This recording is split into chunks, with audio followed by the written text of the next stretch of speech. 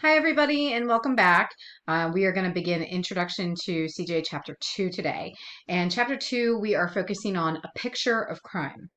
So one of the first things that we need to know in order to combat crime is, what does crime look like in the United States? What does it look like at any given time, right? If we don't know what the crime problem is, we can't possibly begin to combat it. So we need to know what kind of crimes are prominent and frequent, what are not, where it's going on, where is crime concentrated, so that we can deploy our resources in the most efficient manner possible.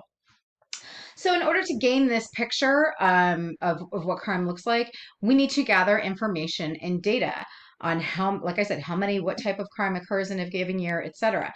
And there are formal measures of data gathering that we utilize to put this information together each year. However, it's important to note that each one comes with its own shortcomings. The first one that we're going to talk about is the Uniform Crime Reports, which is often abbreviated as the UCR. I refer to this as Old Faithful. Right, this is data that's been collected and maintained by the FBI for a very long time. What happens is, in a given year, every law enforcement agency in the United States will keep track of all the arrests that they've made. They will compile that data and they will submit it to the FBI at the end of the calendar year. The FBI then organizes all that data. And remember, this is nationwide. So this is a massive amount of data, right? Massive amount of data in a given year. And they will compile it and they will organize it, right? And then they release what they call is Uniform Crime Reports for a given year, UCR 2017, 2018. Right. Something you have to understand, first off, about the UCR is that it is listed in terms of a hierarchy. There are many different kinds of crimes, and we have, in order to gather all of this data and organize it, we have to put it into the hierarchy of the UCR. So there's Part 1 offenses and Part 2 offenses, and Part 1 offenses are going to be your more serious crimes. In addition, the way they're listed in Part 1 offenses, they start with the most serious crimes first and work their way on down. So obviously the first and most serious crime is going to be murder, which is the unlawful killing, including non-negligent manslaughter of another. This does not include justifiable homicides. The second in the hierarchy is going to be rape, which is forcible rape, same-sex rape, which, by the way, didn't always exist. We had to revise the UCR over time to incorporate that definition. Male on female rape, penetration of any kind, etc. The next most serious crime down on the list is robbery, which is the unlawful taking of property using force or the threat of force. This is there's a distinction here between robbery and burglary. People tend to use those terms interchangeably, which is not accurate, right? Robbery is you are holding a gun or a knife to somebody and saying, hey, if you don't give me this or that or whatever, I'm going to kill you, harm you, etc. Whereas burglary, there's no threat of harm. Right, there's no threat of harm. Burglary is usually, it's in many cases somebody goes into an empty house and steals things. They're not threatening an individual. After robbery, we have aggravated assault, which is an unlawful attack by one person on another. There's two types here. There's simple assault and there's aggravated assault. Simple assault is the less serious of the two, might constitute something like pushing or shoving. Aggravated assault is a felony, and that occurs when serious harm has occurred in the physical exchange or when a weapon is used, where the victim requires serious medical attention. After ag assault comes burglary, which is the unlawful entry into a structure to commit theft. Excuse me. We have larceny and theft, which is the unlawful taking of another's property. Then we have motor vehicle theft, which is the unlawful taking of a motor vehicle. And we have arson, which is the willful burning of structures, automobiles, or personal property. We also have Part 2 offenses in the UCR, which are our less serious crimes.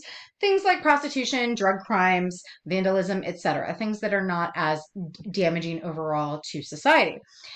So one of the biggest shortcomings to the UCR that is inherent to this measure is in those Part 1 and Part 2 offenses, right? The hierarchy, we have this list, and while it's not completely arbitrary, because I think most people would agree that murder is worse than motor vehicle theft, there's always the question of, well, how much worse? How much worse is murder than rape? How much worse is rape than arson, etc.? So that's one of the first shortcomings, is the way in which the data is organized. One of the biggest shortcomings of the UCR is time lag. It takes a very long time to organize all of this data, get it together, publish it, and disseminate it to the public. By the time they've done that, it's usually 2 or 3 years after that data was gathered. Well, if we're currently we're in 2022, I don't even know off the top of my head, but I'm going to guess that the most recent UCR is going to be 2020. Um, but what if everything's changed between now and then, right? 2 years is a long time. Social circumstances change, the economy changes, all sorts of things that affect whether or not people engage in crime can change and change quickly. So when it takes 2 years to get that data out, by the time we get it, it might already be different. So whatever it's telling us from 2022, maybe, not completely useless, but largely useless because the crime problem may have changed already. So time lag is a huge shortcoming. Incomplete data is also another huge shortcoming. Not every law enforcement agency in the United States, be it local, state, or federal, is accurate in their data keeping, right? Not all the data gets to the FBI when it should. In addition, this just gives us a picture of arrests, right? And we know that there's certainly a lot more crime that happens above and beyond the crime that comes into the purview of law enforcement. There are many crimes that go unreported for a myriad of reasons.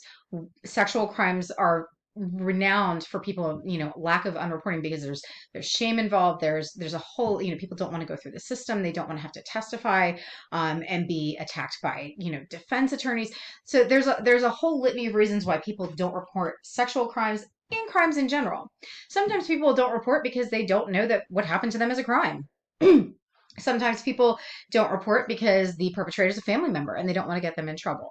So if the crime never makes its way to the point of arrest or to the attention of law enforcement, it will never make its way into the UCR. So we have an incomplete picture of crime.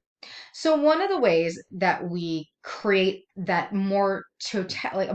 total picture of crime is through yet another measure called the NCVS, which is the National Crime and Victimization Survey, where we go and this agency will call people. It's random sampling in the United States. They call people with a survey technique method, a series of questions saying, were you a victim in the past 12 months? If yes, what kind of victimization did you experience?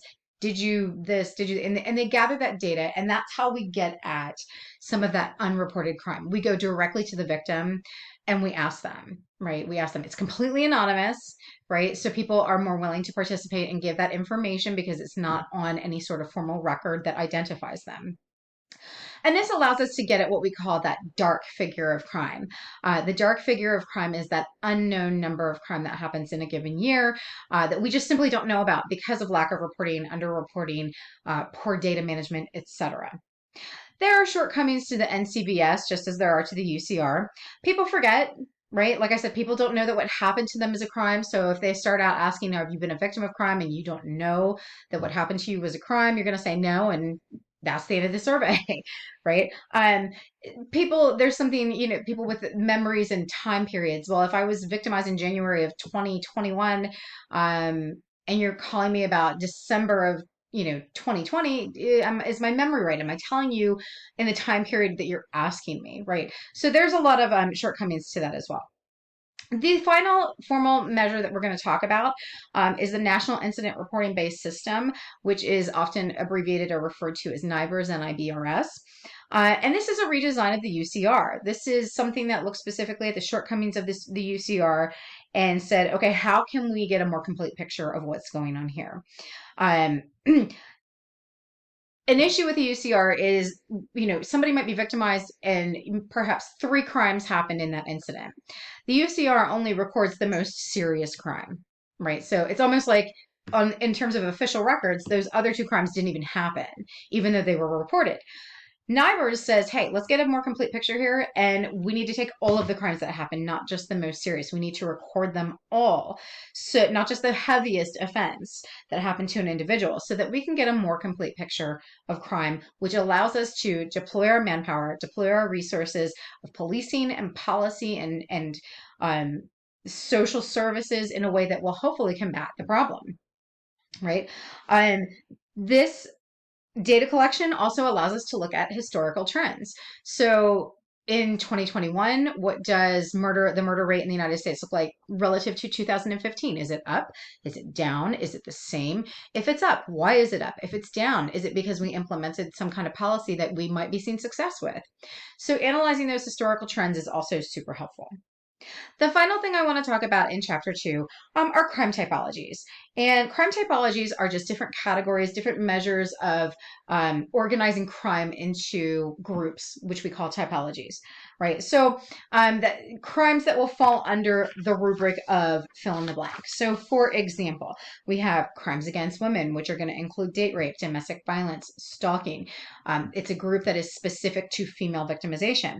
Crimes against the elderly, right? Which, by the way, is more common than you think because they're such a vulnerable element of society. But abuse and neglect of people in nursing homes, fraud is a big one. Financial crimes are a big one. Hate crimes, crime against a person and or their property that is motivated on the basis of race or sexuality, ethnicity, religion, etc., is a typology. A really big typology that we're going to get into in more detail later in the term is corporate or white collar crime, which is the opposite of street crime. These are financial crimes and frauds committed by corporations and individuals who work in corporations. These are white collar workers. This is not street level drug dealing or violence, etc. It's the yin to the yang of street crime. But it's an important typology because we are going to find that it's actually a huge area of crime. Organized crime, which, everybody thinks of organized crime with the mafia and so forth, but this is literally organizations that engage in supplying illegal goods and services in an organized manner. We have gun crime, we have drug crimes, we have cyber crimes, terrorism. These are all typologies, right? We break terrorism down into domestic and international terrorism when that typology. Domestic terrorism is going to look at somebody who is an American resident who attacks the United States system in some capacity. So examples would be like Timothy McVeigh or Ted Kaczynski. And certainly international terrorism are terrorists with connection to a foreign power that take violent action against the United States government or the United States population. Right. So that is the end of chapter 2. I look forward to seeing you in chapter 3, in which we are going to start talking more specifically about the law.